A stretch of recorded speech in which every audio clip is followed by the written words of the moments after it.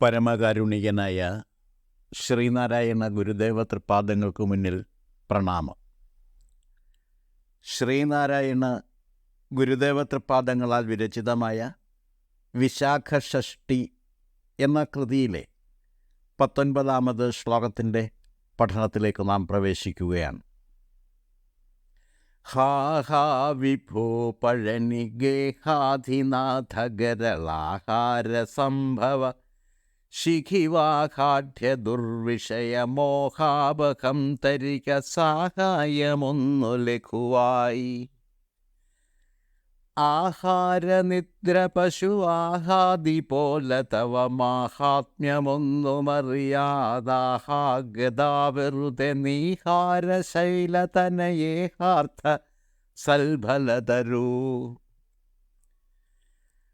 ഹാ ഹാ വിഭോ പഴനി ഗേഹാധിനാഥ ഗരളാഹാര സംഭവ ശിഖിവാഹാഢ്യ ദുർവിഷയ മോഹാപകം തരിക സാഹായമൊന്നു ലഘുവായി. ആഹാരനിദ്ര പശുവാഹാദി പോലെ തവ മാഹാത്മ്യമൊന്നുമറിയാതാഹാഗതാവൃത്തെ നീഹാര ശൈലതനയേഹാർത്ഥ സൽഫലതരൂ. ഇതാണ് ശ്ലോകം. ഹാ ഹാ അത്ഭുതം അത്ഭുതം, വിഭോ വിശേഷരൂപത്തിൽ ഭവിച്ചവനെ, പഴനി ഗേഹാധിനാഥ പഴനിയിലെ ക്ഷേത്രാധിപനെ, ഗരളാഹാര സംഭവ വിഷമാഹരിച്ചവൻ്റെ അഥവാ ശിവൻ്റെ പുത്ര, ശിഖിവാഹാഢ്യ മയിൽവാഹനനായ ആഢ്യപ്രഭു, ദുർവിഷയ മോഹാപഹം ദുർവിഷയമായ മോഹങ്ങളെ ഇല്ലാതാക്കുന്ന അവസ്ഥയെ, ദുർവിഷയമോഹങ്ങൾ മുഴുവൻ നശിപ്പിക്കപ്പെട്ട അവസ്ഥയെ സഹായമൊന്ന് ലഘുവായി തരിക, തരാൻ സാധിക്കുന്ന ചെറിയ സഹായമെന്ന നിലയിൽ തന്നാലും. പശുവാഹാദി പോലെ, പശു കാള മുതലായവയെപ്പോലെ, ആഹാരനിദ്ര തിന്നും കുടിച്ചും ഉറങ്ങിയും, തവ മാഹാത്മ്യമൊന്നുമറിയാതെ നിന്റെ യാതൊരു മഹാത്മ്യവും അറിയാതെ,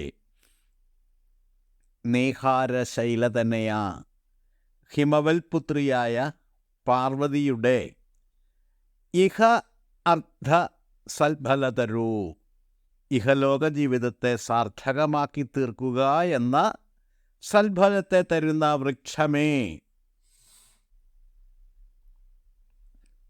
ഈ ശ്ലോകാർത്ഥം സംക്ഷേപിച്ചിങ്ങനെ പറയാം. അത്ഭുതം അത്ഭുതം, അല്ലയോ വിഭുവായിട്ടുള്ളവനെ, പഴനി ക്ഷേത്രത്തിലെ അധിപനായി വിലസുന്നവനെ, വിഷം വിഴുങ്ങിയ ശിവൻ്റെ പുത്രനായി ഭവിച്ചവനെ, മയിൽവാഹനനായ ആഢ്യപ്രഭു, ഹിമവൽപുത്രിയായ പാർവതിയുടെ ഇഹലോക ജീവിതത്തെ സാർത്ഥകമാക്കി തീർക്കുക എന്ന സൽഫലം വിളയിക്കുന്ന വൃക്ഷമേ, ആപത്കരങ്ങളായ ദുർവിഷയങ്ങളിലേക്ക് നയിച്ചു കൊണ്ടുപോകുന്ന മോഹങ്ങളെ ഇല്ലാതാക്കി തീർക്കുന്ന വരം ചെറിയൊരു സഹായമെന്ന നിലയിൽ തന്നനുഗ്രഹിച്ചാലും. പശു കാള തുടങ്ങിയ മാടുകളെപ്പോലെ തിന്നും കുടിച്ചും ഉറങ്ങിയും വെറും ശാരീരിക സംബന്ധമായ കർമ്മങ്ങളിൽ മാത്രം ഏർപ്പെട്ട് നിന്റെ മഹാത്മ്യങ്ങളെപ്പറ്റി യാതൊന്നും അറിയാതെ ജീവിതം വെറുതെ പാഴായിപ്പോകുന്നുവല്ലോ. കഷ്ടം തന്നെ.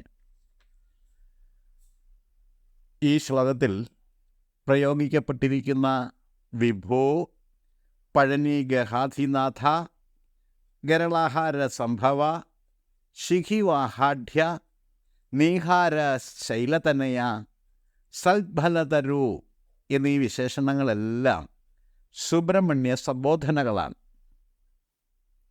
ശിവപുത്രനായി ഭാവന ചെയ്യപ്പെടുന്നു എങ്കിലും സുബ്രഹ്മണ്യനെ ജ്ഞാനസ്വരൂപതയോടുകൂടിയ താത്വിക പുരുഷനായിട്ടാണ് ഗുരു സാക്ഷാത്കരിച്ചത്. അതുകൊണ്ടാണ് വിഭോ, വിശേഷരൂപത്തിൽ ഭവിച്ചവനെ എന്ന് സംബോധന ചെയ്തിരിക്കുന്നത്. പളനിഗേഹം പരിപക്വമായ ജ്ഞാനഭൂമികയാണ്. അങ്ങനെയുള്ള പഴനിഗേഹാധിപൻ ജ്ഞാനസ്വരൂപനായ പരമ്പൊരുൾ തന്നെയാകുന്നു. പുരാണപ്രസിദ്ധമായ പാലാഴി മഥന കഥയിൽ കാളകൂടം പാനം ചെയ്ത ശിവൻ ത്യാഗമൂല്യങ്ങളുടെ പരമകാഷ്ഠയിൽ വിരാജിക്കുന്ന പ്രതീക പുരുഷനാണ്. അങ്ങനെയുള്ള ശിവൻ്റെ പ്രതിപുരുഷനാണ് ഗരളാഹാര സംഭവനായ സുബ്രഹ്മണ്യൻ. മയിലിനെ വാഹനമാക്കിയിട്ടുള്ള ആഢ്യപ്രഭുവാണ് ശിഹി വാഹാഢ്യൻ. ഗണപതിയുടെ ചുണ്ടലി, ശിവപാർവതിമാരുടെ കാള, സുബ്രഹ്മണ്യൻ്റെ മയിൽ ഇവയാണ് ശിവകുടുംബത്തിലെ വാഹനങ്ങൾ. ഇവയിൽ ആകാശയാനം നടത്തുന്ന മയിലിന് ആഢ്യത്വം കൽപ്പിച്ചു നൽകിയിരിക്കുന്നു. ചുണ്ടലിയും കാളയും മയിലും പ്രതീകവാഹനങ്ങളാണ്. മൃഗങ്ങളിൽ ഏറ്റവും വലിപ്പം കുറഞ്ഞ ജീവിയാണ് ചുണ്ടലി.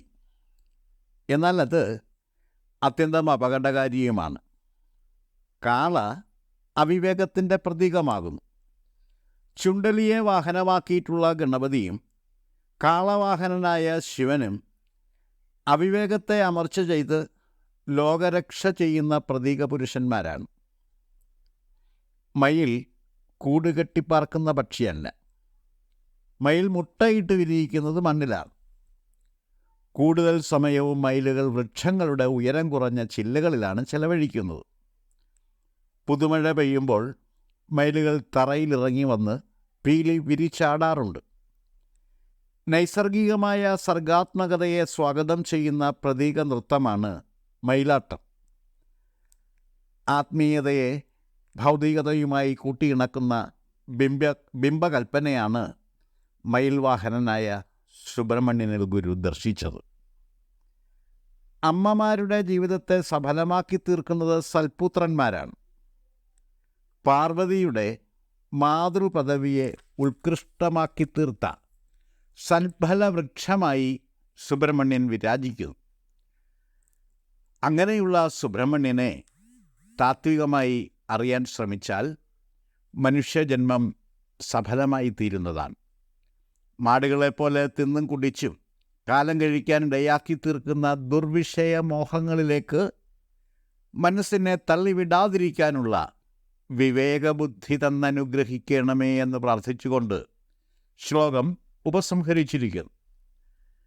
ഭഗവാന് തരാൻ കഴിയുന്ന ലഘുവായ സഹായം എന്ന നിലയിലാണ് ഗുരു ഈ വരം ആവശ്യപ്പെട്ടിരിക്കുന്നത്.